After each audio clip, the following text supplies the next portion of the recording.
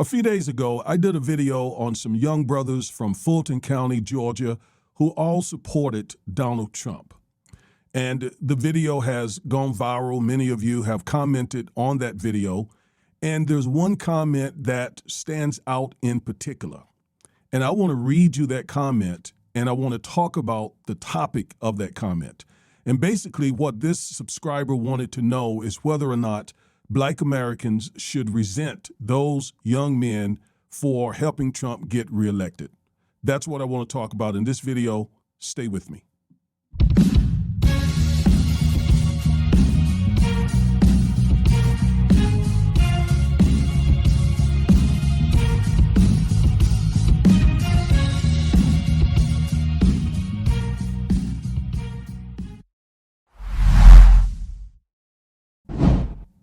Hello, everybody. I am civil rights attorney Augustus Corbett, one half of the Defiant Lawyers.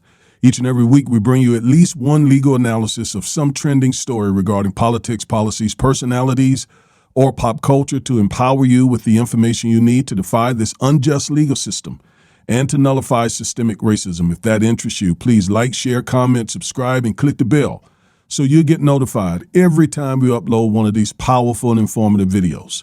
Please, before we get into this content, go over to Amazon.com, grab a copy of my book, Education in Justice, if you have an African-American male child in public school, because this book will help you understand the many ways that public schools mistreat African-American male students and what you can do to help your son. So go over to Amazon, grab your copy of this book. You will thank me later. Now, again, a subscriber emailed a response to me and asked me to cover this topic. And when I read it, I thought it was a good topic. I understand the feelings that this particular subscriber has. So let's go over and read his response. Now, he's obviously going to remain anonymous. I'm not identifying who he is, but what he had to say here, I think we need to look at it. All right. So let's read it. It says, "Hello, I am a watcher of your podcast, and I have a suggested topic for discussion. However, I did not leave an online comment as I wish to remain anonymous. Like many African Americans, I am not rich, but thanks to education, hard work, and a grace-giving God, I am not poor. I have a decent income, have secured a pension, own multiple properties, and am able to pay my bills on time and save. I am lucky. My disappointment about Trump's reelection is deep. I, like so many other Black folks, vote Democratic, not so much for myself, but also for other less fortunate Black folks who will be aided by Democratic policies and harmed by Republican policies. My question, how do I and other successful Black folks not be resentful about less fortunate African Americans who either voted for Trump or did not vote at all? I am trying to avoid saying they deserve every bit of pain that Trump will visit disproportionately on them. But right now, it is difficult to take the high road and feel sympathy for them. I thought that this is an excellent topic, as most of my friends are feeling and wondering the same. Thank you for such a sober and thoughtful podcast." All right, so there's a lot in here. I'm not going to spend a whole lot of time responding to this, but it is an extremely important question because a lot of African American people are feeling the sting of Trump's reelection, and we haven't even begun to deal with all that he intends to do as he implements Project 2025. All right, and we know he's going to do that. We know that's coming. So this subscriber is doing well, right? He's successful, has a good job, makes a good income, he's building wealth. So, he's right where African-American people want to be, right? And so he votes Democratic because he feels Democratic policies are more helpful to those who are on the come up. But voting that way was not reciprocated by those he's trying to help, in that the folks who need the help the most help this guy, Trump, get reelected. I understand that frustration. And you probably heard some of that frustration in my previous video about these guys. Okay, it came out. I can't help it.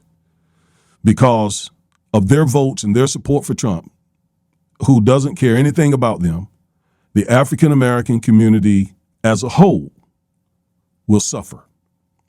Undoubtedly, for real, point blank. I went through Project 2025 and I did multiple videos showing how Project 2025 will be very bad for African American people. So we're all going to feel the pain of this. And here these guys out here on this video are expressing all this love for this white supremacist and this white supremacist movement, MAGA, and this white supremacist agenda.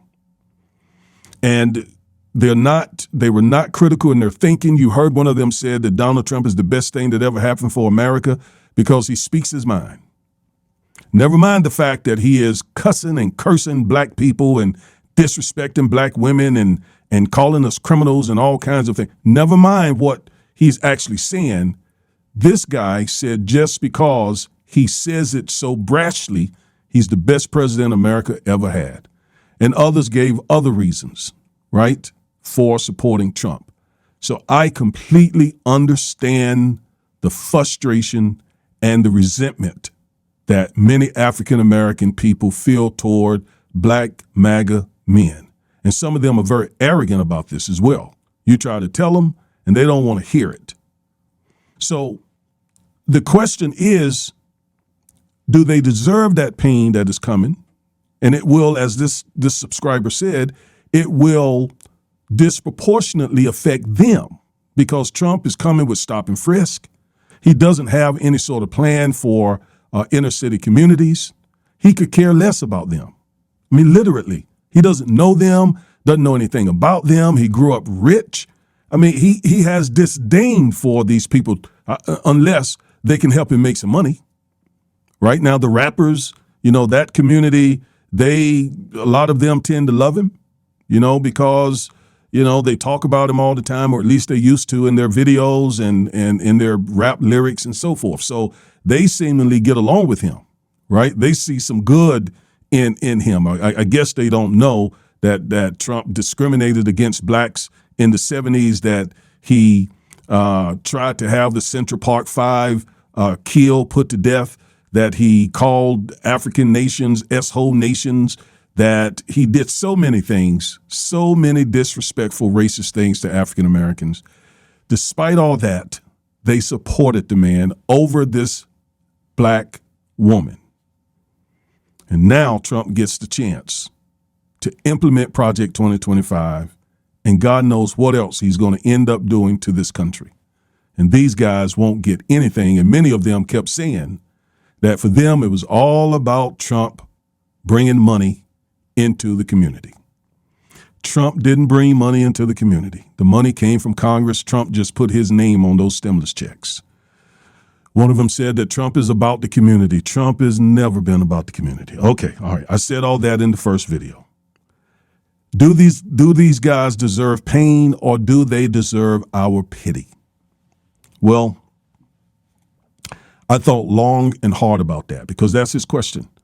He says, I'm trying to avoid saying they deserve every bit of pain that Trump will visit disproportionately on them. I mean, that's what he says. So do they deserve that pain, or do they deserve our pity? I think they deserve our pity. Now, I'm going to tell you why. And again, I talked about this in the very first video that I did on this topic. A lot of these guys were failed by the schools they attended. A lot of them were failed by their families. Many of them grew up without a father in the home. So life was against them from the very beginning. Now, I'm not making excuses for them. I grew up in somewhat similar circumstances, somewhat. So my circumstances growing up were bad, such that I dropped out of high school. Okay, and I ended up on the streets. So I know these guys. I am one of these guys. But for the grace of God, I would be right where these guys are. And I guess that's the reason why I have pity for these guys. And I want to see our community do more to help lift these guys. So my advice is to let's not resent them. Let's do what we need to do to help lift them. In fact, I tell you who I think we should resent. We should resent the white supremacists who are trying to turn this country into some sort of white nationalist fascist country. That's who we should resent, because they're the root cause of this. They're the root cause of those guys' problems, and they're the root cause of the pain that we're all going to go through. So no, I don't think we should resent these dudes, these brothers. We should pity them. Because the opportunities in the hood, job opportunities and so forth, are few and far between. And so they're crying out for help. And the policies of the Democratic Party typically were for working people like this, poor people. I mean, it was FDR who came up with the New Deal, and then it was Lyndon Johnson who came up with the Great Society, both interested in lifting people out of poverty. And a lot of the LBJ policies, in fact, did lift a lot of African-American people out of poverty, as well as the Biden-Harris policies also lifted a lot of black people out of poverty. So I agree with this subscriber that Democratic policies have been better for poor black people. But for some reason, those policies have not benefited these guys very much. And so that's part of the reason why they feel disillusioned and distant from the Democratic Party. And so when you got somebody like Trump coming in and just showing his face at the Chick-fil-A or showing up at the barbershop or whatnot, they feel like, oh, he's for us. And don't forget, as I pointed out in the last video, these guys are victims of disinformation. They are being told constantly, that the Democratic Party has done nothing for black people, despite the Civil Rights Act, despite the Voting Rights Act, despite the Fair Housing Act. When I say that, sometimes people say to me, you're stuck in the 60s.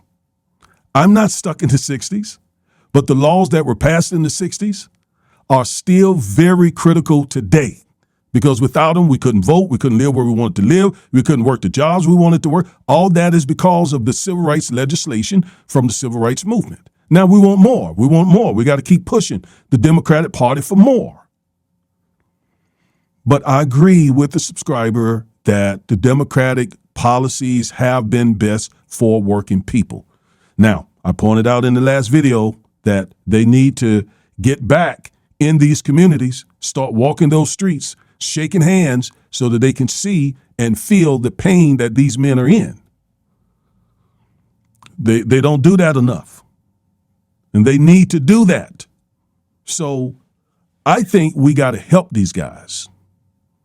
Because if we don't, another thing is more and more of them are going to continue to keep turning to somebody like Trump, who doesn't care one bit for them.